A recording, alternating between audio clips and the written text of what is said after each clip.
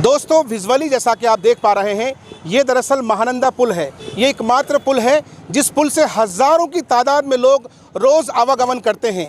आप मेरे back side में जहां पर हमारे कैमरामैन मौजूद हैं, उस तरफ हज़ारों हज़ार की आबादी है जहां ग्रामीण लोग रहते हैं। और इन ग्रामीण लोगों को हर रोज़ किशनगंज जाना होता है। वो इसलिए जाना होता है क्योंकि कोर्ट भी वहीं है, कचहरी भी वहीं पर है, अस्पताल भी वहीं पर है, बड़े बड़े स्कूल भी वहीं पर है, पुलिस प्रशासन भी वहीं पर है। यही वजह है कि हर रोज़ इस पुल से गुजरना लोगों के लिए लाजमी है। अगर इस पुल से लोग गुजरेंगे नहीं तो उनका जो आमद-ओ-रफ्त के अभाव में उनका काम ठप हो जाएगा। तो जाहिर है इस पुल से मैक्सिमम लोगों का रोज़ गुजरना लाजमी है। लेकिन बड़े ही अफसोस की बात है कि इस पुल को बने हुए तकरीबन मुझे जहाँ तक समझ में आ रही है कि शायद 100 साल हो चुके होंगे। अंग्रेज़ों के ज़माने का पुल है ये, या तकरीबन उसी वक्त का बना हुआ पुल है। और पुल की स्थिति बहुत ही ज़्यादा जर्जर हो चुकी है। इससे भी बड़ी बात यह है, इससे भी भयावह बात यह है कि इस पुल पर हर रोज़, चाहे मॉर्निंग का टाइम हो या फिर इवनिंग का टाइम हो, यानी सुबह का टाइम हो या फिर शाम का टाइम हो, इस पुल पर इतनी जाम लग जाती है कि मेरे पास बोलने के लिए शब्द नहीं है। आपको बताते चलें कि ग्रामीण लोग जब अस्पताल के लिए जाना होता है और जब जाम लगी होती है तो बहुत सारे ऐसे पेशेंट होते हैं जो बेचारे जो है दम तोड़ देते हैं, क्योंकि यहाँ पर ट्रैफिक बड़ी भयावह होती है। हालांकि इस पुल को लेकर के जो भी विधायक बनते हैं, सांसद बनते हैं, बार बार इस बात की वो आश्वासन देते हैं इस बात के लिए कि निश्चित रूप से यहाँ पर इस पुल के पैरेलल में दूसरा पुल बनाया जाएगा। लेकिन ढाक के 3 पात चुनाव होते हैं, नेता जीत जाते हैं, लेकिन इस समस्या का समाधान नहीं होता है। हालांकि पुल अभी आपको खाली नज़र आ रहा है क्योंकि इस वक्त दिन के जो है 12 बज रहे हैं तकरीबन। लेकिन जब आप 9 बजे सुबह के या 10 बजे के आसपास इधर से गुजरेंगे तो आपका जाना बहुत मुश्किल होगा। ठीक उसी तरीके से शाम के 6 बजे या 5 बजे आप अगर यहाँ से जाना चाहेंगे तो लंबी जो है साहब कतार लगी होती है और तकरीबन 2 किलोमीटर तक जो है भयावह ट्रैफिक होती है। और इस ट्रैफिक में फंसने की वजह से लोगों को बेशुमार दिक्कतों का सामना करना पड़ता है। आइए लोगों से मिलते हैं। कुछ लोग हमारे साथ हैं जिनसे हम जानना चाहेंगे कि भैया ये पुल जो है, आखिर इस पुल के पैरेलल में दूसरा पुल क्यों नहीं बन रहा है, इस समस्या का समाधान कोई ढूंढ क्यों नहीं रहा है। ये ब्रिटिश काल के दौरान का पुल है और ये पुल बहुत ही समृद्ध पुल मतलब रहा है। लेकिन इसके इनके पीछे एक देखिए बहुत सारी ये इधर एक कोचाधामन ब्लॉक है, बहुत संख्यक लोग जो भी हैं, एक बहुत बड़ा गांव है। इस पुल पे क्या होता है कि आपको सुबह शाम इतनी जाम लगती है, जो लोग ट्रैफिक में फंस जाते हैं। जैसे दिनचर्या के रोज़ कार्य जिस तरह से होते हैं, जैसे आपको हॉस्पिटल जाना हुआ या ऑफिस जाना हुआ हो, तो बहुत सारी परेशानियाँ होती है।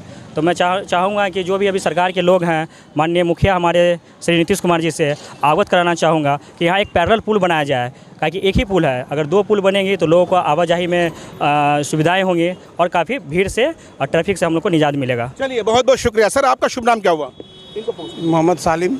मोहम्मद सालिम साहब कहाँ के रहने वाले हैं आप? नज़रपुर पंचायत। नज़रपुर पंचायत के। जाहिर है इस पुल से आपको रोज़ गुजरना होता होगा, क्या दिक्कत पेश आती है? ये बराबर जाम लगते रहता है।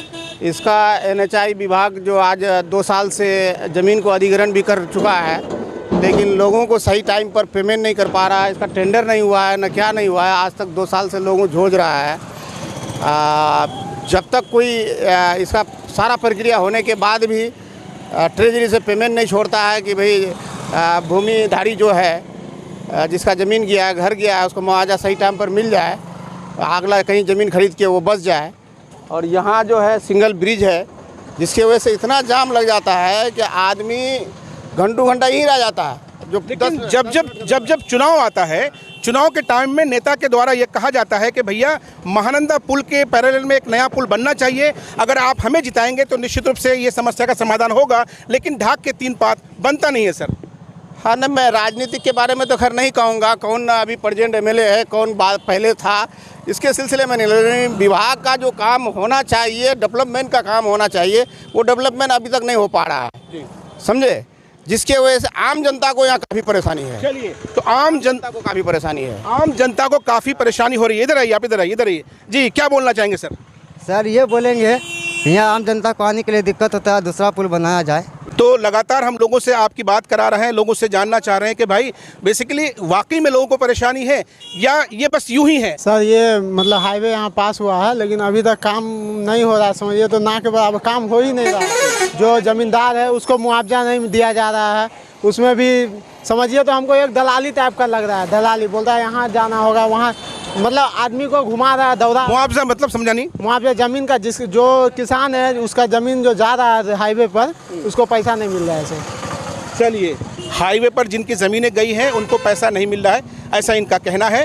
और अभी तक बोल रहा है कि बोले मिलेगा, लेकिन अभी तक मिला नहीं है जी। बोल तो रहा है कि मिलेगा, नोटिस आया हुआ है सबका, लेकिन जो काम मेरा कहना ये है कि जल्दी हो जाए। जो भी 1 साल 3 साल 4 साल से ऐसा ही हो रहा है।